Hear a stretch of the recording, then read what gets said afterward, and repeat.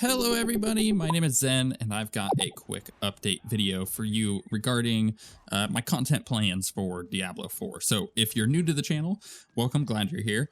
Then you would not know this, but if you've been on the channel for a while, you do know that I am a Diablo partner. I cover Diablo pretty frequently, and I used to do a lot of fan site stuff as well for Diablo. I love Diablo, it's great. I just haven't been making content for it over the last 6 months.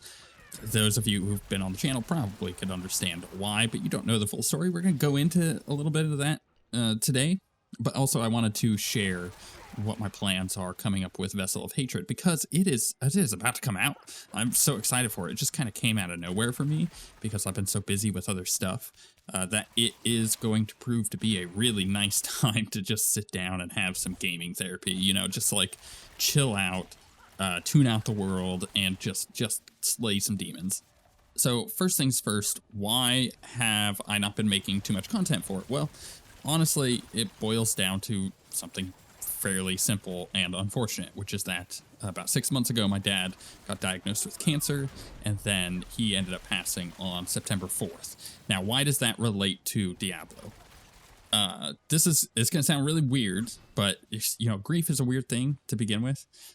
That's what I've discovered through this. This is the first time I've really ever lost somebody in my life, so I've been having to kind of walk through that, kind of figure out what it means to lose somebody. But most importantly, I've discovered that when someone goes, you generally will have some kind of regrets. Even if you've done everything perfectly with that person or their relationship, you will end up having regrets here and there. And Diablo was one of them. Why? Well, right before my dad got diagnosed, he had just picked up Diablo 4 and he was loving it. I had convinced him of it. Him and I played a lot of Diablo 3 and Diablo 2. In fact, he's the one who got me into Diablo to begin with. You know, back when Diablo first came out, he had gotten interested and started playing.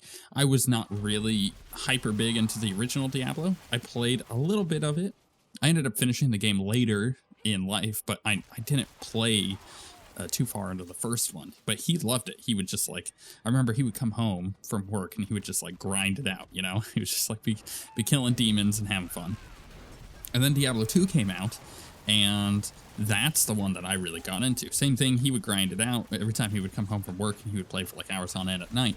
But I would, when I would come home from school, I would sit down and I would just like boot up my Necromancer and I'd play through. And I ended up beating Diablo 2 before he did, which was awesome, considering I had very limited time during that time of my life. It was like, I don't know, maybe 20 to 30 minutes a day that I could actually sit down and play games, because I had a lot of homework at that time that Diablo 2 came out. But when the expansion came out, that time became a little bit more free. So I was able to really play a lot of Diablo then. However, before that, I had gotten through and beat the game. And my dad, he was struggling with Diablo, like actually killing him. And he was like, I don't know, I need you to help me out. So I jumped on his paladin, and I showed him what I was doing, because he had a really weak build. And that's not much you could do in Diablo 2 at that point, right? You can't respec usually, and he had already used whatever potential he had in his builds up to that point to clear it. It just wasn't working. So I was like going back and forth between town. So I like go in, hit him a bunch, town portal, go back, because I would use all my potions, buy more potions, go back, hit him a bunch, use all the potions, go back. And I showed him that process. I was like, this is probably how you're gonna have to be able to kill him. And he finished it off, and he did it. Fast forward to Diablo 3, we played a bunch together, and then he didn't pick up Diablo 4 at launch, but I was talking a lot about it anytime I would go over and see him. And I was having a bunch of fun with the game, and then the seasons started rolling in, and the game got better and better and better after launch. And so eventually, come like around January, he was like, oh, you know what, I'm gonna pick it up.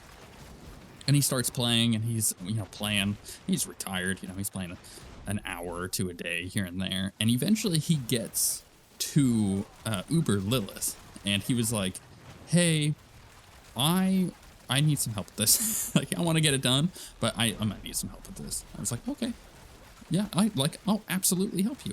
100%. Yeah, let's do it. Let's get it. I'll jump on, and I will help you kill this boss and just like be done with it. But I had a lot of work that I was getting done at the time, and I never found the time to jump on. Like, I would see him online. I'd be like, oh, it's not a good time right now, so I can't, like, help him. And he would message me and be like, hey, you want to come do this? I'd be like, I'm about to leave the house right now. I have to go to Costco or whatever. He'd be like, all right, that's fine. And then he got diagnosed with cancer, and that was it. That was it. He never jumped back on. I missed the opportunity to get to play that game with him. I had never played it with him. I've played every Diablo with him. I minus the first one because we had no multiplayer experience on that. But with Diablo 2, Diablo 3, we played a lot together, and I was looking forward to being able to play with him in this game, and I didn't get that chance, and I regret that. And that haunted me, and I didn't know that it did until just recently. And that's why I just hadn't really been playing the game. I jumped in and did the seasonal stuff for Season 4 and Season 5. But as soon as I finished the Battle Pass, I just stopped playing. And I was like, what's weird? Like, I really normally do it. Like I love playing that game. And I just chalked it up to it being a dark game, and maybe I was just depressed. I mean, I absolutely was, but maybe that was having an effect on it. Turns out, no, I've actually come to the conclusion, I'm doing a little bit of reflection, that I had a lot of shame and regret for not just sitting down when I had the chance and playing the game with him. He wanted to play with me so bad, and I just didn't take that opportunity. And that really sucks. So it's been a weird 6 months for sure of why did I not just sit down and play the game with him, and struggling with myself, having a battle within myself of just like, let's play. And for those of you who've been watching my content recently, this is the kind of stuff I've been talking a lot about because one, what you see is what you get on the channel. I am me. I wear my heart on my sleeve. I talk about this kind of stuff that's affecting me because it's just who I am. This is what I do. But at the same time, it's a weird processing thing too, where it helps me kind of process how I'm feeling and just get it out there. Just kind of talk about it. But then again, if I didn't talk about this stuff, I would not be genuine with you guys. I would be hiding stuff like about what's going on with me. So it's something that I enjoy talking about. But if you've been watching my videos lately, you've probably heard, you know, a lot of this kind of stuff about my dad. And it's just what it is. Like I can't get that out of my system without talking about it. So let's talk it through. And plus it helps you guys as well. I've had a bunch of people, and in some ways it has broken my heart, and in others it has just absolutely filled me with so much like encouragement of people being like, hey, I had something similar happen to one of my parents, or I'm going through this right now and this is helping me, or your thoughts are, you know, putting them out on the internet like this are giving me the ability to heal from this kind of stuff that I went through. And it's like, oh man, that is awesome. So that's why I'm talking about this. And honestly, that's probably why Vessel of Hatred just kind of came up out of nowhere for me, because I hadn't really had it in my head. I hadn't been thinking about Diablo. I knew it was coming really soon, but I didn't realize just how soon it was until it's like, well, I'm down to mere hours now. We're out of days now. It's releasing in under 24 hours of me making this video. But I did want to talk about this. I had scripted this out last week, and I just wanted to make sure that we got it out there of like, well, I haven't been doing Diablo content lately. Why is that? Right? Let's address that. And then let's talk about my plans for continuing forward. So first and foremost, there is the launch of Vessel of Hatred. I intended to stream it here on YouTube, but there's like a 30% chance that's going to happen. Why? Well, I just in the last few days got like a really nasty sinus infection, and it's convenient to do a video like this because I could keep pausing in between sentences and cough my lungs out, or in some cases having to blow my nose. And I've tried to like clear my congestion before recording this stuff, but I'm just dying. Like I am totally dying. Can I do a 1 to 6 hour stream? We'll see. Yeah, we'll see how I'm feeling tomorrow. I don't know. That's what it boils down to. If you see the thing pop up on your subscription feed of like there is a scheduled stream, like, you know, you notify me when it starts, then you'll know for sure that I'm gonna stream it. But if there's not, then I don't really have anything I can do about it. It's just I'm sick. But what I 100% am going to do, I'm going to do a review of a bunch of different stuff and guides for a bunch of different stuff in the expansion of how to do some of the new content. There's a lot of my fellow content creators that have been able to have access with the expansion early to be able to get that, you know, to get their guides all prepared for that. So I'm going to do it in a different way that focuses less on the bleeding edge and more on I'm just going to jump in and like play Vessel of Hatred for a little bit. What do I need to know, right? Just like the quick and the dirty, as opposed to the crazy theory crafting and math. And I think that that's a more valuable way to use my time as well. I like the deep theory crafting math. That is how I prefer to play the game. But I know that most people don't play the game that way. So, like, I'm going to focus more on the standard player for this. So we're going to talk about, like, how it performs on the Xbox, which is a weird thing I haven't brought up yet, but I did some grief buying, and I upgraded my Xbox to a Series X. So I've actually been playing Diablo on the console quite a bit. Been enjoying it. It's how I work out. I know that sounds weird, but like I will do, you know, some kind of content, whether it be like I don't know, a nightmare dungeon, for example. I don't know. That's a bad example because I don't do many nightmare dungeons, but you sit there and you do content in the game that takes maybe a few minutes to like get started or to get a bit through. And then I take a break and I do some sets of weightlifting, and then I go back to playing as I'm doing like a little rest period. So I kind of go back and forth. It's just the way that I can get through a workout. So it's what I've done since, I don't know, since like 2019. It's just the way that I handle my general workout. So I've been playing on the Xbox, and I kind of want to talk about that because actually I think it's really good on the Xbox. But you know, there's other videos that I want to do about the story, and I want to talk about the lore and how they end up wrapping this story up, which is going to be a weird thing because I know that the seasons going here throughout Vessel of Hatred are going to continue the story a bit more than what we've seen in previous seasons. So in the previous 5 seasons, there have been story bits, and they've been freaking excellent. Let's just call that out. They've been actually incredible with how much little story that they're throwing in there compared to I don't know, like a season in Diablo 3. We don't really get a lot of story in those seasons, if any at all. And in these, there's a whole story progression with cutscenes and whatnot. It's awesome. It's been so awesome.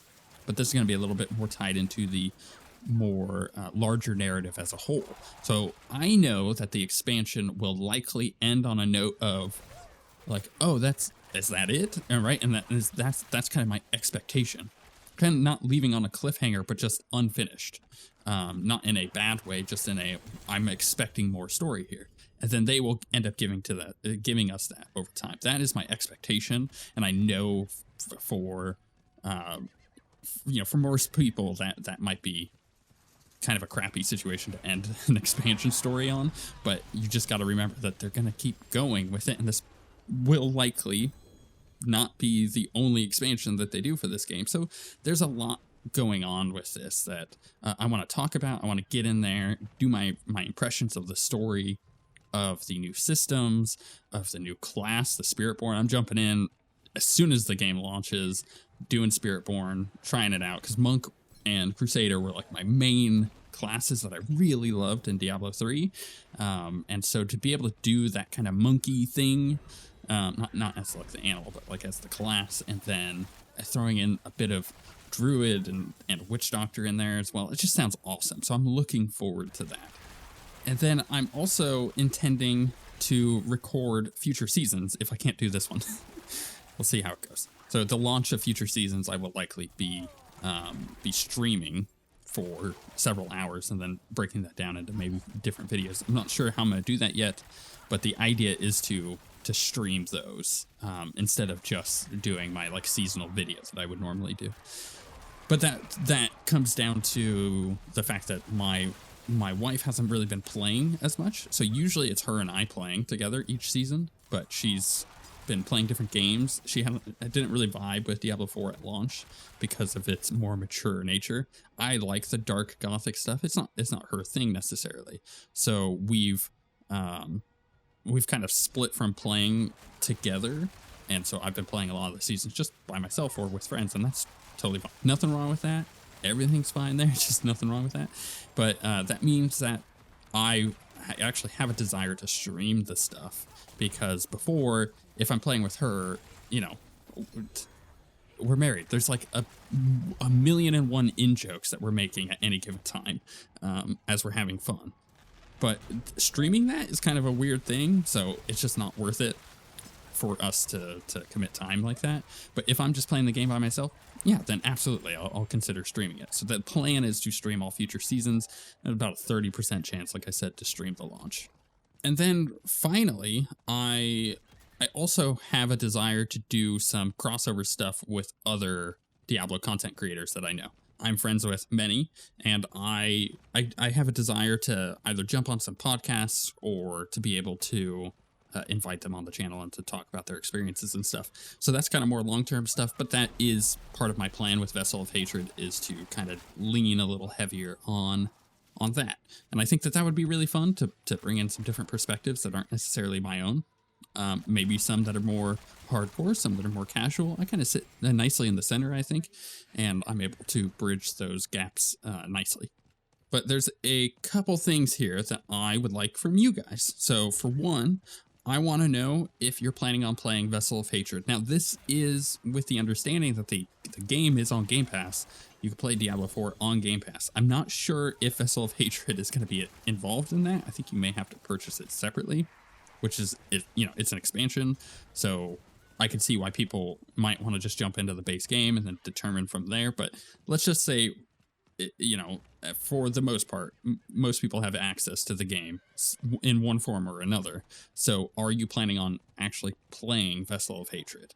I'm really curious in that, because all of the hype in my circles is really high, but that is, I think, a bit of an echo chamber, because as a partner, I see a lot of the Diablo content out there, so it feels not representative necessarily.